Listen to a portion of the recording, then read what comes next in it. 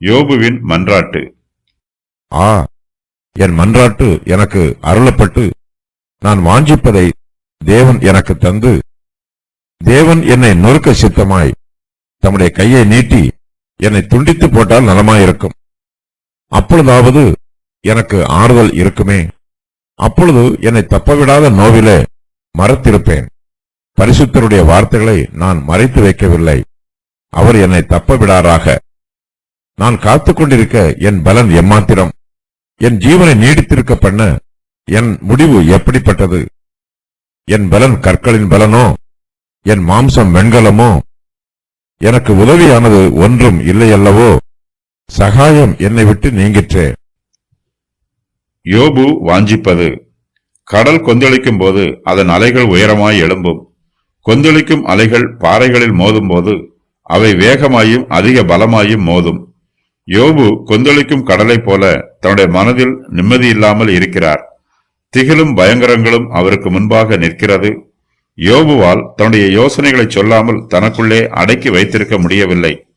கொந்தளிக்கிற கடல் அலைகள் பாறைகளில் மோதுவது போல யோபுவின் கலக்கங்களும் பயங்கரங்களும் வார்த்தைகளும் இதற்கு முன்பு இருந்ததை விட அதிகமாய் வெளிப்படுகிறது. யோபு சீக்கிரத்தில் மரித்து போக வேண்டும் என்று விரும்புகிறார். இந்த சிந்தனையில் அவருக்குள் மாற்றம் எதுவும் உண்டாகவில்லை. தன்னுடைய பிரச்சனைகளுக்கும் வேதனைகளுக்கும் மரணம்தான் முடிவு என்னும் தீர்மானத்தில் இருக்கிறார். தனக்கு மரணம் வரும் வரையிலும் யோபுவால் பொறுமையோடு காத்திருக்க முடியவில்லை. கர்த்தர் நியமித்திருக்கிற காலத்தில்தான் மனுஷருக்கு மரணம் வரும். அது வரையிலும் நாம் இந்த பூமியில் ஜீவிக்க வேண்டும். விசுவாசிகள் மரணத்தை கண்டு பயப்படக்கூடாது. இந்த பிரபஞ்சத்தில் ஜீவிக்கவும் பயப்படக்கூடாது. நமக்கு எவ்வளவு கஷ்டங்களும் உபத்திரவங்களும் வந்தாலும் கர்த்தர் நமக்கு நியமித்திருக்கிற காலம் வரையிலும் ஜீவிப்பதற்கு ஆயத்தமாய் இருக்க வேண்டும். மரணமே நம்முடைய பிரச்சனைகளுக்கு தீர்வு என்று புத்தியீனமாய் யோசிக்க கூடாது. அதே வேளையில் நாம் மிகுந்த ஆசீர்வாதத்தோடு மிகுந்த ஐஸ்வர்யத்தோடு செழிப்போடு ஜீவிக்கும் போது மரிப்பதற்கும் பயப்படக்கூடாது. கர்த்தர் நமக்கு மரணத்தை அனுமதிக்கும் போது நாம் மரிப்பதற்கும் ஆயத்தமாய் இருக்க வேண்டும். யோபு கர்த்தரிடத்தில் ஒரே ஒரு மன்றாட்டத்தை தான் கேட்கிறார். தேவன் தம்முடைய கையை நீட்டி தன்னை துண்டித்து போட வேண்டும் என்பதுதான் யோபுவின் மன்றாட்டு. கர்த்தர் தன்னுடைய மன்றாட்டை தனக்கு அருள வேண்டும் என்று யோபு விரும்புகிறார். கர்த்தர் தன்னை துண்டித்து போட வேண்டும் என்பதே யோபுவின் வாஞ்சை. தன்னுடைய வாஞ்சையை கர்த்தர் தனக்கு தந்தால், தான் மரித்து போனால் அது தனக்கு நலமாயிருக்கும் என்று சொல்லுகிறார். யோபு சீக்கிரத்தில் மரித்து போக வேண்டும் என்று விரும்புகிறார். ஆனால் அவருக்கு மரணம் சீக்கிரத்தில் வரவில்லை. மரணம் தனக்கு சீக்கிரத்தில் வராமல் காலதாமதமாவதினால் யோபு தன் மரணத்தின் மீது கோபப்படுகிறார். யோபுவுக்கு இவ்வளவு அதிகமான வேதனைகள் இருந்தாலும் அவர் தன்னைத்தானே அழித்துக் கொள்ள, தன்னைத்தானே கொன்று போட எந்தவிதமான முயற்சியும் செய்யவில்லை. தன்னுடைய மரணத்திற்காக கர்த்தரிடத்தில் ஜெபம் பண்ணுகிறார். தேவன் என்னை நொறுக்க சித்தமாய் தம்முடைய கையை நீட்டி என்னை துண்டித்து போட்டால் நலமாயிருக்கும் என்று யோபு தன்னுடைய மனதின் வாஞ்சையை கர்த்தரிடத்தில் வெளிப்படுத்தி சொல்லுகிறார். யோபு 3வது அதிகாரத்தில் தன் பிறந்த நாளை சபிக்கிறார். இந்த அதிகாரத்திலோ தனக்கு மரணம் விரைவில் சம்பவிக்க வேண்டும் என்று ஜெபிக்கிறார். கர்த்தர் இதுபோன்ற ஜெபத்திற்கெல்லாம் பதில் கொடுக்க மாட்டார். கர்த்தர் தம்முடைய பிள்ளைகளை கொன்று போட மாட்டார். சாத்தானோ திருடவும் அழிக்கவும் கொல்லவும் வந்திருக்கிறான். மரணம் ஒரு சத்துரு. தம்முடைய பிள்ளைகளை அழிக்க வேண்டும் என்று சத்துரு ஜெபித்தால் கர்த்தர் அந்த ஜெபத்திற்கு பதில் கொடுக்க மாட்டார். மனுஷன் பாவம் செய்யும் போது அவன் அதற்கான பாடுகளை அனுபவித்து மரித்து போகிறான். கர்த்தர் பூமியில் ராஜ்யபாரம் பண்ணும்போது மரணமே இருக்காது. யோபுவுக்கு ஆறுதல். யோபு தன்னுடைய மனதின் வாஞ்சையை கர்த்தரிடத்தில் ஜெப விண்ணப்பமாக ஏறெடுக்கிறார். கர்த்தர் தான் வாஞ்சிப்பதை தனக்கு தர வேண்டும் என்று ஜெபிக்கிறார். தான் வாஞ்சிப்பது போல கர்த்தர் தம்முடைய கையை நீட்டி தன்னை துண்டித்து போட்டால் அது தனக்கு நலமாயிருக்கும் என்றும் அப்பொழுதாவது தனக்கு ஆறுதல் இருக்கும் என்றும் யோபு சொல்லுகிறார். தன்னுடைய வேதனைகளுக்கும் பிரச்சனைகளுக்கும் கர்த்தர் தன்னை துண்டித்து போடுவது மாத்திரமே ஒரே தீர்வாக இருக்கும் என்று யோபு நினைக்கிறார். தனக்கு மரணம் வந்தால் அது ஆறுதலாக இருக்கும் என்று யோபு நினைக்கிறார். தன்னுடைய நோவும் பாடுகளும் மரணத்திலே ஒளிந்து போகும் என்பது யோபுவின் எண்ணம். யோபு பரிசுத்தருடைய வார்த்தைகளை மறைத்து வைக்கவில்லை. கர்த்தருடைய வார்த்தைகளை யோபு விசுவாசிக்கிறார். யோபுவின் மனச்சாட்சி சுத்தமாயிருக்கிறது. ஆகையினால் அவர் மரிப்பதற்கு பயப்படவில்லை. நாம் இந்த பிரபஞ்சத்தில் இருக்கும் வரையிலும் நமக்கு உபத்திரவங்கள் உண்டு. கர்த்தருடைய பிள்ளைகள் பாடுகளையும் உபத்திரவங்களையும் சகித்துக் கொள்ள வேண்டும்.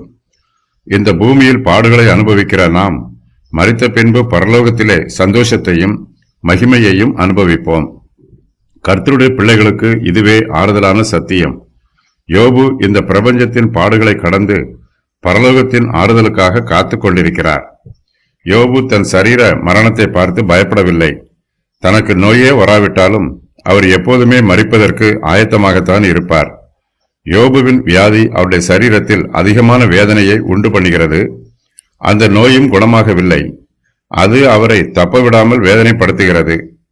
தனக்கு மரணம் வந்துவிட்டால் நோயின் வேதனை தனக்கு இருக்காது என்றும் தன்னுடைய சரீரம் மரித்து போய் இருக்கும் என்றும் நினைத்து யோபு தன்னுடைய மரணத்திற்காக வாஞ்சையோடு காத்துக் கொண்டிருக்கிறார்.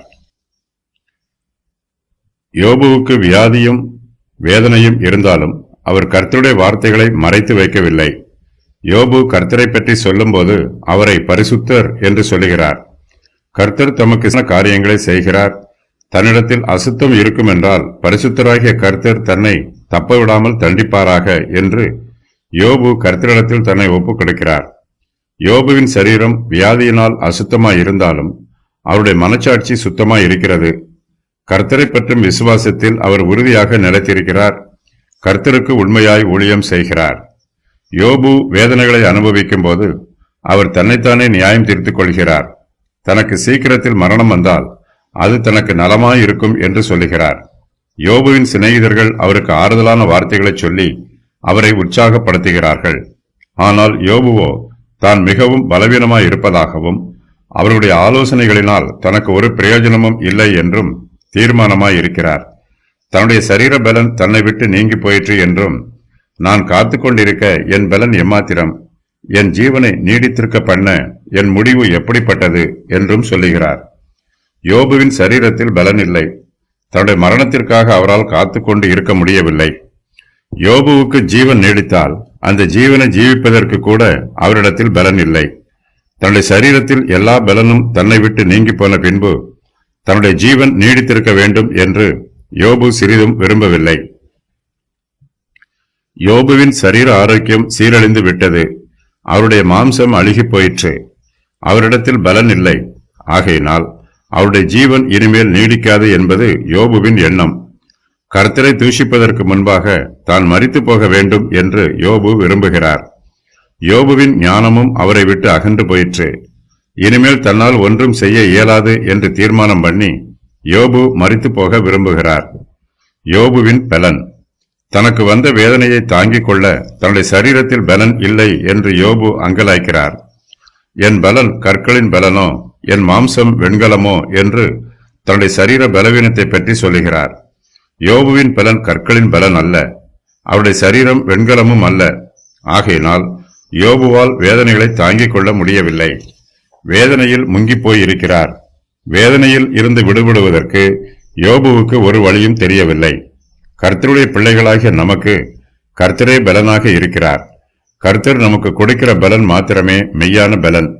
விசுவாசிகள் தங்களுடைய சுய பலத்தில் சார்ந்திருக்காமல் கர்த்தருடைய பலத்தில் மாத்திரமே சார்ந்திருக்க வேண்டும். நாம் கர்த்தருக்குள் ஜீவிக்கிறோம், கர்த்தருக்குள் அசைகிறோம். கர்த்தர் இல்லாமல் நாம் ஒன்றுமில்லை. யோபுவின் ஜீவியத்தில் வெளிச்சம் இல்லை. எல்லாம் இருளாக இருக்கிறது. தன்னுடைய முடிவு எப்படி இருக்கும் என்பதை இருளில் அவரால் பார்க்க முடியவில்லை. அவருடைய மனக்கண்கள் மங்கிப்போய் இருக்கிறது. இதன் நிமித்தமாய் தன்னுடைய ஜீவன் நீடித்திருக்க வேண்டும் என்னும் விருப்பம் யோபுவினிடத்தில் சிறிதும் இல்லை. தான் நீண்டகாலம் ஜீவிக்க வேண்டும் என்னும் ஆர்வமும் அவரிடத்தில் இல்லை. மரணமே தனக்கு ஆறுதலாய் இருக்கும் என்று யோபு நினைக்கிறார். கர்த்தர் தனக்கு உதவி செய்வாரா என்னும் சந்தேகம் யோபுவின் உள்ளத்தில் வந்துவிட்டது.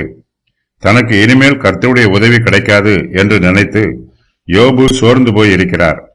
தேவ சகாயம் தன்னை விட்டு நீங்கி போயிற்று என்று யோபு ஆயாசப்படுகிறார். கர்த்தருடைய உதவி இல்லாமல் நம்மால் ஒன்றும் செய்ய முடியாது. கர்த்தருடைய அனுகிரகமும் சகாயமும் இல்லாமல் நம்மால் இந்த பிரபஞ்சத்தில் ஜீவிக்கவும் முடியாது.